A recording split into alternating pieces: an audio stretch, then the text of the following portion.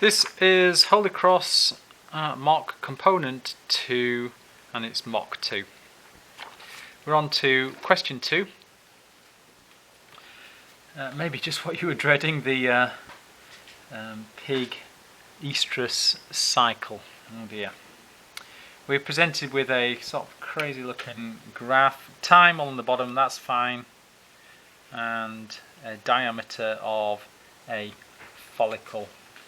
So what are we talking about with follicles? I'm just looking through my textbook here, and you've got a classic sort of diagram like this where the follicles are developing and they are measuring the width of this follicle. And as you can see, it sort of gets bigger, then it sort of gets smaller again, and then gets, the left out, it turns into something else.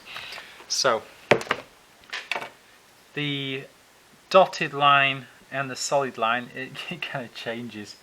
That's because these things become something else. So if a follicle, if we kind of follow this graph here, it gets to there, and then the follicle becomes the corpus luteum after ovulation. So on this key, the line has to change into something else. So that's the corpus luteum there. Okay. And there we are. So that's kind of where that's going. And on this becomes this.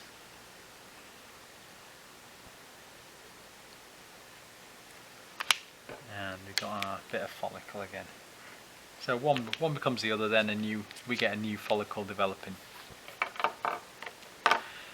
And also something else to kind of notice on this graph, we've got a repeat, and we can tell it's more than one cycle because this section here, 0, is going down there, and then we've got the same thing happening kind of there. Okay. So that bit is kind of a repeat of the previous bit there.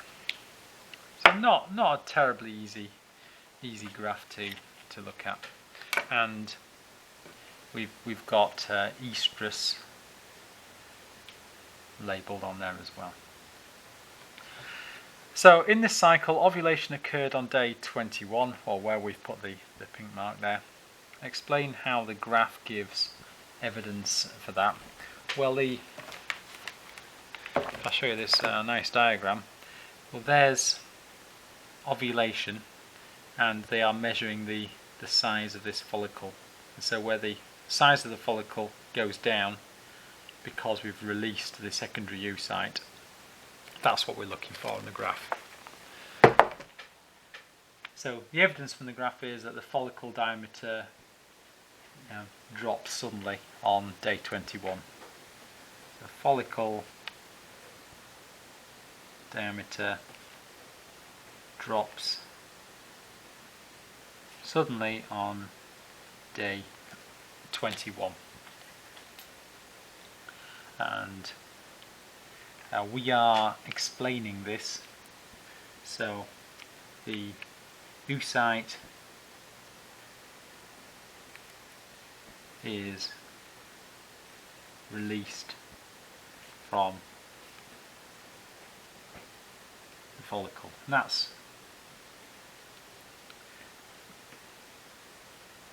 that's enough for 2 marks. But also, and the last bit of evidence is, well, according to this graph, the follicle becomes the corpus luteum.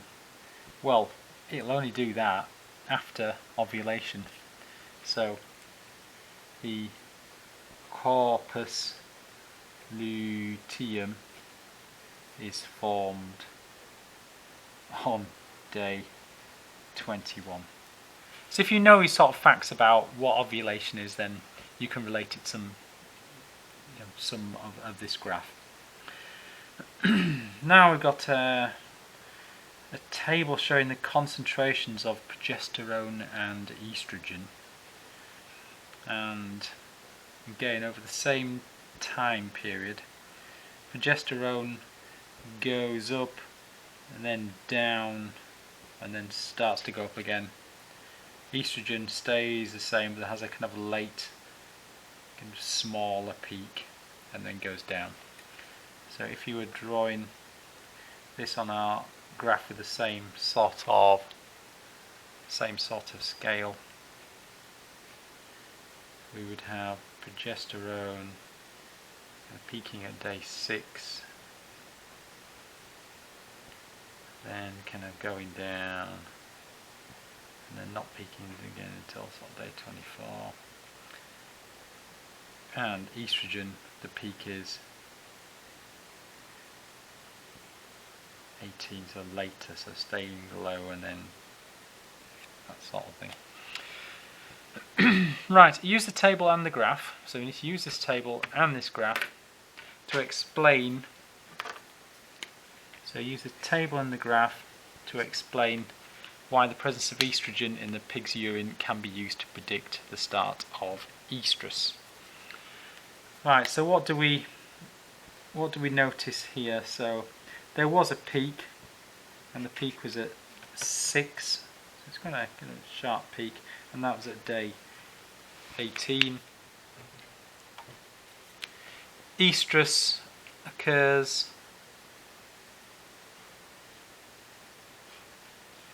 what day is oestrus occurring? And that's day 19. Okay, so oestrus is on day 19 there. So can we use this data to predict? Yes, we can, because we know it's day 19 because we're using this graph to identify when oestrus is, and then we're using this table to go, right, the peak in estrogen is 1 day before oestrus, and so that's the method that they're using. Okay, so on day 18, estrogen peaks at 6 arbitrary units. It's highest value, it peaks, and we've used the table for that. And this is 1 day before the start of oestrus, and that's from our graph. So we've used the table and the graph, and we've explained why they can make that prediction. Describe and explain. This is great. I like describe and explain questions, especially when there's a fairly low marks, because there's probably just going to be 1 mark for each, or you might sometimes even get 2 marks for describing. The relationship between the diameter of the corpora lutea, so the corpus luteum, plural or singular, and the concentration of progesterone between days 0 and 14. So day 0 and 14, 0 and 14. So the diameter, what happens to the diameter of the corpora lutea? And that was green, green on our graph here. So it goes up and then starts to go down again. So it goes up and starts to go down again, and kind of peaks at 6 or 8 up there. Okay, what happens to progesterone? Well, it goes up, peaks and then starts to go down again. Where's the peak? 12, between 6 and 8 again. And one of the key things here is we don't just want to describe them, we want the relationship.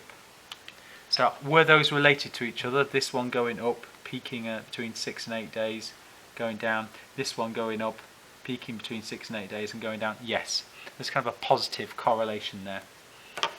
So size of core, I'm going to use the same words as it gives us. Size of corpora lutea and concentration of progesterone show a positive correlation.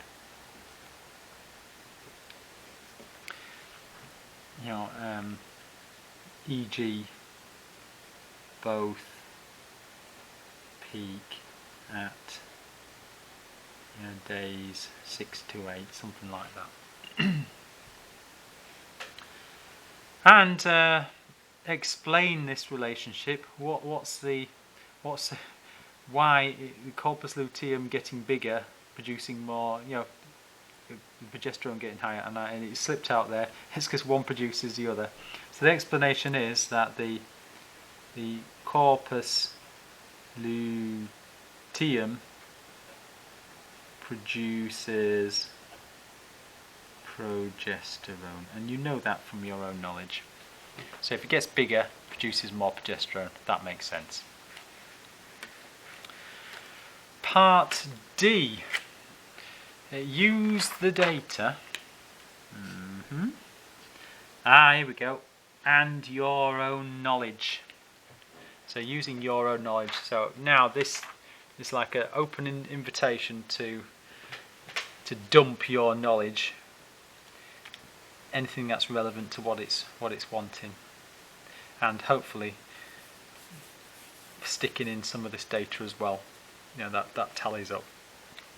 So you're going to explain how changing concentrations of estrogen and progesterone regulate the oestrus cycle. So regulate. So you've got the two hormones. Estrogen and progesterone. How do they regulate the oestrus cycle? So what do they do to change things? And in your textbooks, there's lots of things like graphs like here, with positive feedback, negative feedback, and one affecting the other, and so on. You've got at the end of this topic in your textbook, you've got a list of the hormones and sort of what they do, and that's what it's wanting. And you can match that up. You can match that up to times in here as well. And there's sort of 8 things you can say for 6 marks.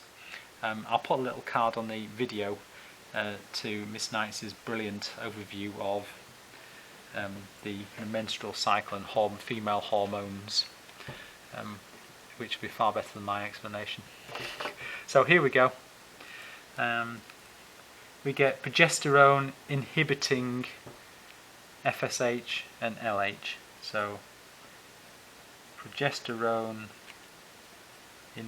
inhibits FSH or LH. Okay. So when the evidence for this, for progesterone falls, so when progesterone falls, FSH is then going to increase.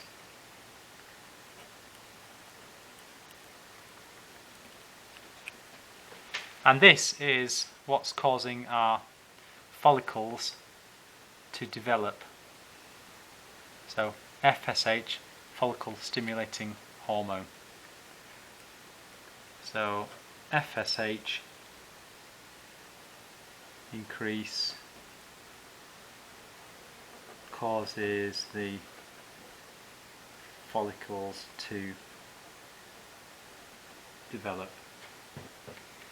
These, and you might remember FOLP, your reproductive cycles. That's what I always go back to and try and explain things with.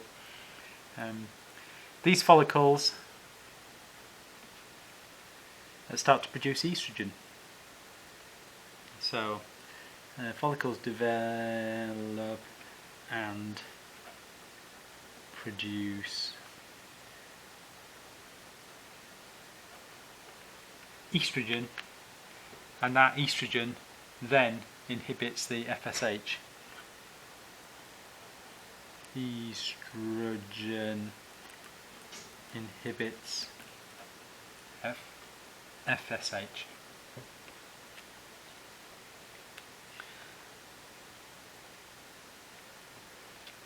And also you've got the things to think about, the high estrogen and low estrogen and so on. So a couple of things for the high estrogen will stimulate FSH. Yes, I know we've just said inhibits.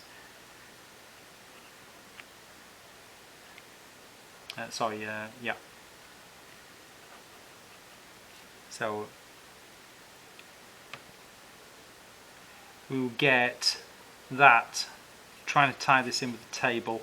So we're now thinking about ovulation, and then for ovulation you automatically think about LH, and that's again this high estrogen, this luteinizing hormone, and this LH causes the ovulation. The peak in that causes ovulation, and then that will lead on to the formation of the corpus luteum. So it's quite difficult to come up with exactly what it wants, but you've got 6 marks and it says your own knowledge.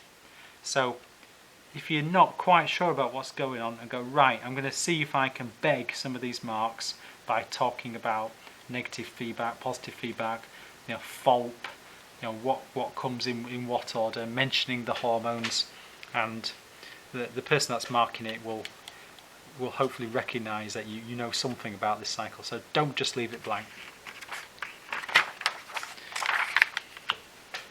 A herd of female pigs can be given a synthetic progesterone in their diet for about 14 days, and they all come into estrus 5 days later.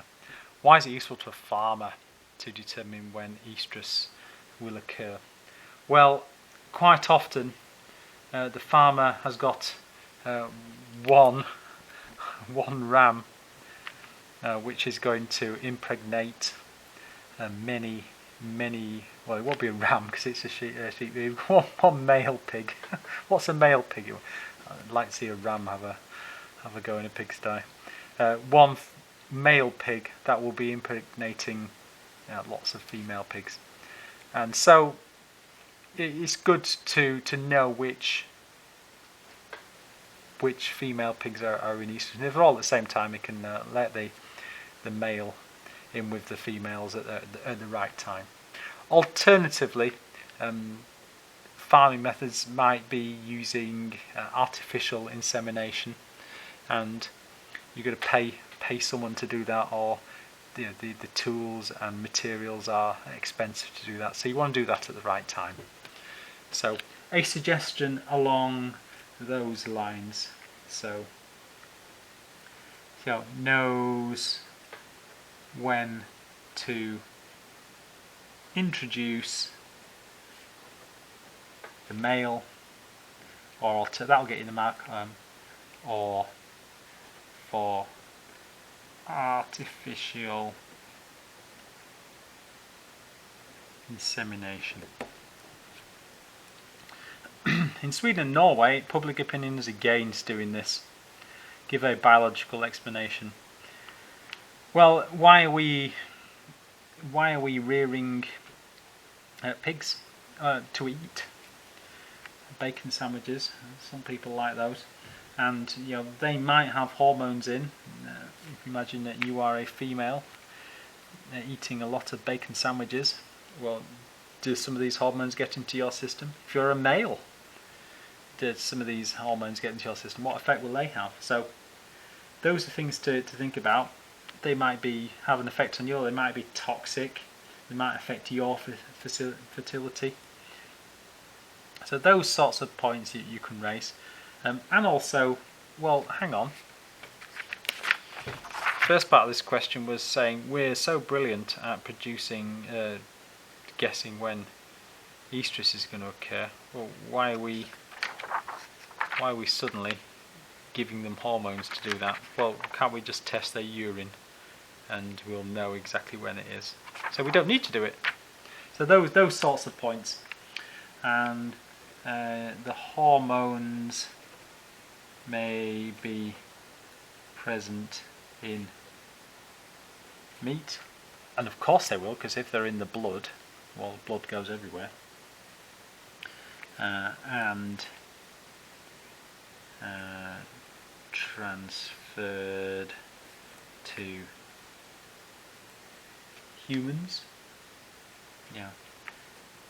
Toxic effect, or unknown effect.